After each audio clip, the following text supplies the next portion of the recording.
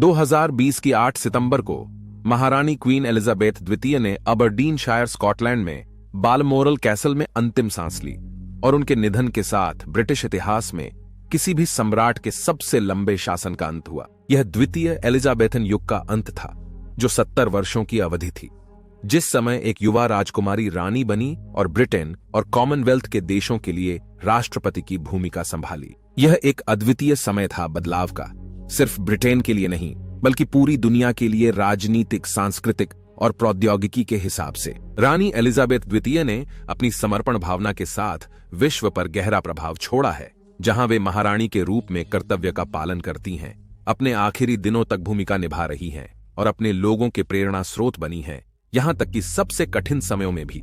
हालांकि इसे नहीं भूलना चाहिए कि उनका कर्तव्य उनके रानी बनने के साथ शुरू नहीं हुआ था। द्वितीय विश्व युद्ध में फाशिवाद के अत्याचार से निपटने वाले पीढ़ी की सदस्य के रूप में एलिजाबेथ जैसे अन्य युवाओं को भी युद्ध की चुनौतियों के लिए कर्तव्य भावना से भरा गया था। आज के एपिसोड में हम प्रिंसेस एलिजाबेथ के युद्धकालीन कर्तव्यों की जांच करने जा रहे हैं। विश्व के युद्धों में आपका स्वागत है।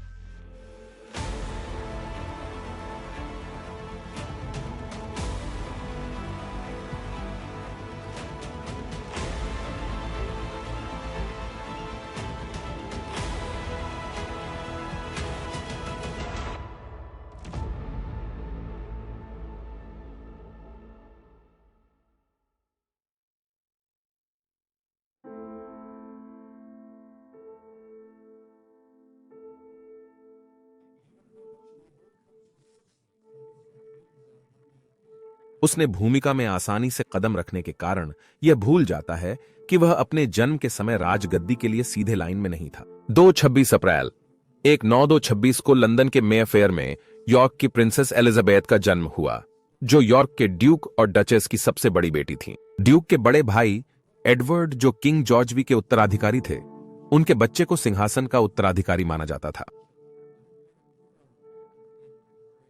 20 जनवरी 1324 को जब एलिजाबेथ 9 साल की थी, एडवर्ड सिंहासन पर चढ़े और वे एडवर्ड ओठो बन गए। हालांकि उनका शासन छोटा था। उनका अमेरिकी तलाकशुदा मिसेस वॉलेस सिम्पसन के साथ प्रेम ब्रिटिश स्थापना को हिला दिया। उन्होंने एक 9-3-6 साल की एक को सिंहासन त्याग दिया, जिसे उनके छोटे भाई यॉर्क के ड्यूक ने संभाला, जिसे बाद में किंग जॉर्ज 6 के रूप में जाना जाएगा। रातों रात एलिजाबेथ की भाग्य रेखा बदल गई। उस क्षण से आगे उसे पता चल गया कि एक दिन वह अपने पिता से सिंहासन की धरोहर पाएगी और रानी बनेगी। हालांकि इस बीच एक और अधिक गंभीर संकट उभरा, क्योंकि युद्ध के बादल फिर से यूरोप पर इकट्ठा हो गए।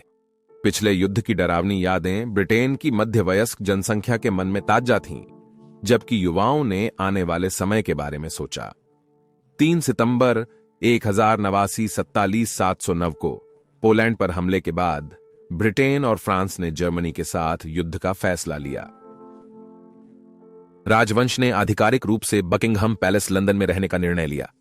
फिर भी उन्होंने पैलेस और विंडसर कैसल के बीच समय समय पर बदलाव किया। इसने लंदन के लोगों को यह सुनिश्चित करने में मदद की कि उन्हें डरावने नात्सी वायु हमलों से बचाने के लिए सब कुछ संभव किया जा रहा है। साथ ही यह एक आत्मा उत्पन्न की कि यह एक लड़ाई थी जिसमें ब्रिटिश समाज के हर पहलू शामिल था, और इस प्रकार ब्रिटिश वर्ग प्रणाली के प्रति कुछ कामकाजी वर्ग की आपत्ति की भावनाओं को कम किया। बकिंघम पैलेस के बम से उड़ने पर राजा और रानी की मौत से बचने में कठिनाई सिर्फ बढ़ गई। बमबारी के खतरे के चलते ब्रिटिश स्थापना ने एलिजाबेथ और उनकी छोटी बहन मार्गरेट को सुरक्षा के लिए कनाडा स्थानांतरित करने की अपील की। अनेक बच्चों का स्थानांतरण किया जा रहा था, फिर भी उस प्रक्रिया की चिंता थोड़ी थी। ये रानी थीं जिन्होंने ये निर्णय खारिज किया, कहते हुए कि उनके बच्चे उनके बिना और वह राजा के बिना कहीं नहीं जाएंगे। दोनों राजकुमारियों को इंग्लैंड के दक्षिण पूर्व से सुरक्षित स्थल बालमोरल स्कॉटलैंड में स्थानांतरित किया गया। इससे पहले वे सैंडरिंगम में थीं और अंततः विंडसर किले में वापस आईं। एक 940 की शुरुआत में 14 वर्षीय एलिजाबेथ ने युद्ध के समर्थन में पहला प्रमुख कार्य BBC बच्चों के घंटे रेडियो कार्यक्रम में शामिल होकर किया, जहां उन्होंने उन लोगों से बात की जो शहरों को त्याग रहे थे और कुछ मामलों में ब्रिटेन के मुख्य भूभाग में लुफ्तवाफे को आने के लिए समुद्र पार कर रहे थे। वह बाद में रानी के रूप में देने वाली भाषणों के लिए मानक बनाने के साथ अपने लोगों के प्रति वादा करती है कि बेहतर दिन आने वाले हैं। समाप्त करने से पहले मैं सचमुच आप सभी से कह सकता हूं कि हम बच्चे घर पर पूरी तरह से खुशी और साहस से भरे हुए हैं। हम अपने साहसी नाविकों, सैनिकों और वायुसेना की सहायता करने के लिए हमारी सबसे अच्छी कोशिश कर रहे हैं और हम युद्ध के खतरे और दुख का अपना हिस्सा भी सहने की कोशिश कर रहे हैं। हम जानते हैं हम में से प्रत्येक व्यक्ति कि अंत में सब कुछ ठीक हो जाएगा, क्योंकि भगवान हमारी देखभाल करेंगे और हमें विजय और शांति देंगे। और जब शांति आएगी तो याद रखिए, वह हमारे लिए होगी, आज के बच्चों के लिए, कल की दुनिया को एक बेहतर और खुशहाल स्थान बनाने के लिए। भाषण के उपरांत एलिजाबेथ और मार्गरेट ने अपने नवीन युद्धकालीन जीवन को स्थापित किया।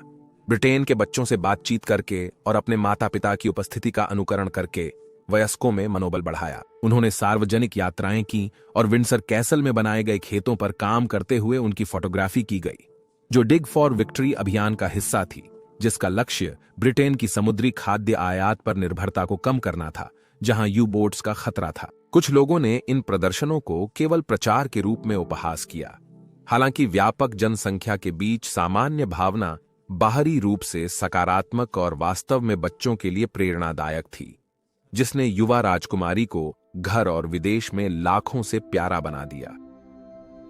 युद्ध के अधिकांश समय के लिए उनकी किशोरावस्था में एलिजाबेथ एक 944 में 18 साल की होने तक सैन्य सेवा के लिए अयोग्य थीं।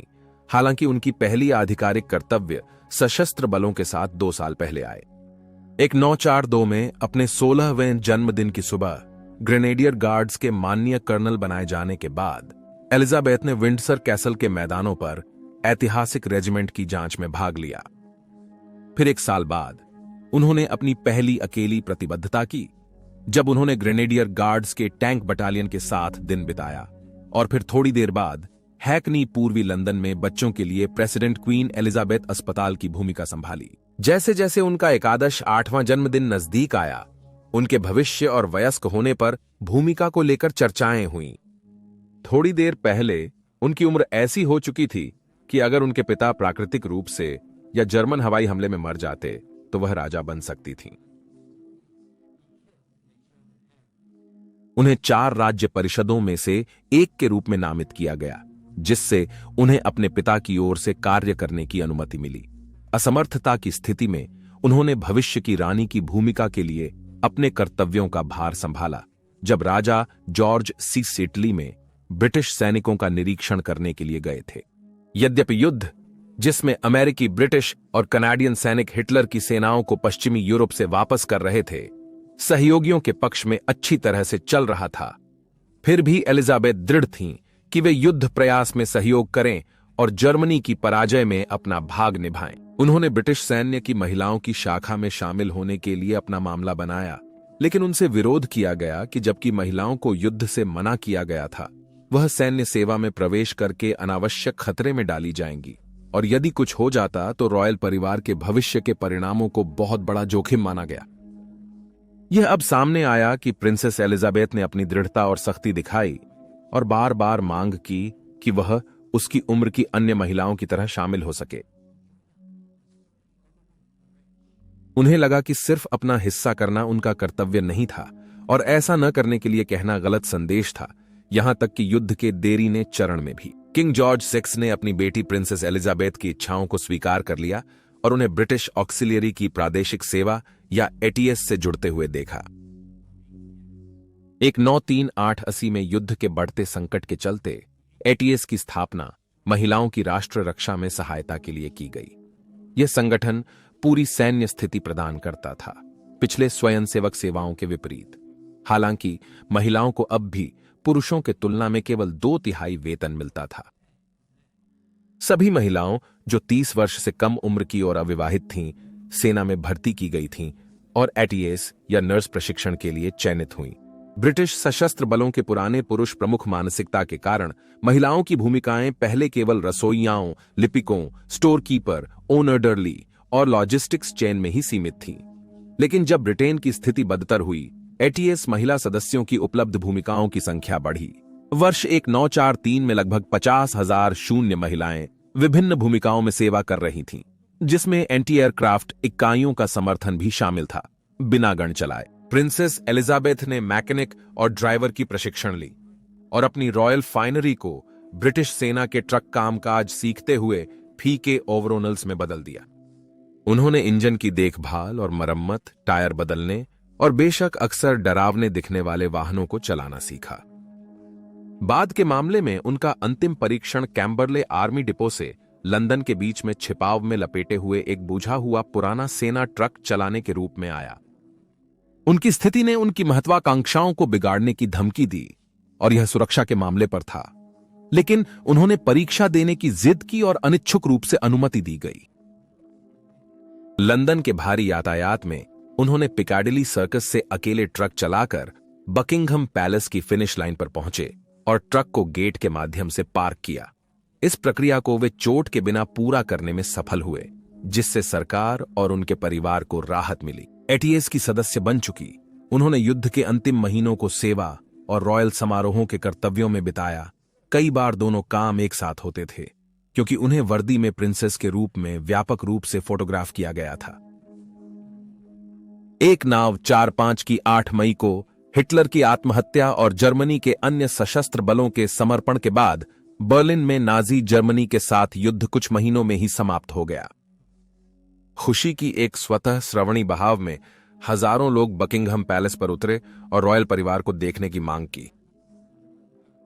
थोड़ी देर बाद एटीएस वर्दी में सजी हुई एलिजाबेथ राजा रानी के साथ बालकनी पर दिखाई दी, उनकी बहन और प्रधानमंत्री विंस्टन चर्चिल के साथ, जो तालियों के बीच थे। एक नव 8-5 में बीबीसी साक्षात्कार में उन्होंने उस अविश्वसनीय दिन के बारे में बताया जिसने दोनों राजकुमारियों के लिए राष्ट्र को कसकर पकड़ने वाली उत्साहवशता के कारण अद्वितीय अवसर प्रदान किया। हमने मेरे माता पिता से पूछा कि क्या हम खुद देखने जा सकते हैं। मुझे याद है कि हम पहचाने जाने का डर था। मुझे अनजान लोगों की पंक्तियां याद हैं जो व्हाइट हॉल उतर रहे थे। हम सभी खुशी और राहत की लहर में बह गए थे। यह मेरे जीवन की सबसे यादगार रातों में से एक थी।